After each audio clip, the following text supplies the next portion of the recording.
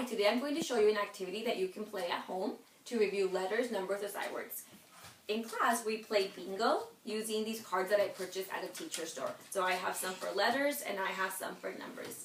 At home, you can play bingo with your kids with an academic twist without having to purchase the cards. You can just easily make your own cards with paper and a marker. So you can work on numbers, you can work on sight words, or you can work on letters. If your child doesn't know any letters, always start with the letters in their names. If they know some letters or some numbers, start with some of those plus some that they don't know. If your child already knows all the numbers and letters, you can use any of them and it could just be a review game.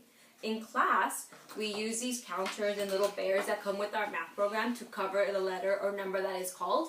At home, you can easily just switch it up and use some buttons or coins.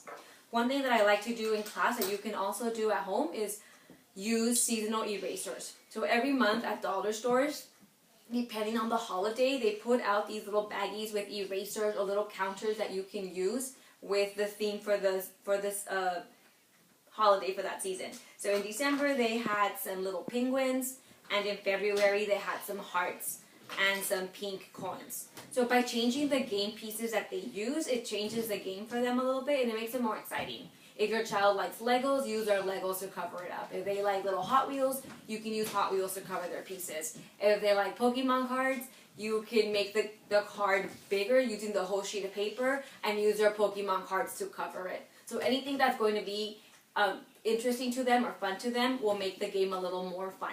So I hope you try it at home and let me know what you think. Thank you.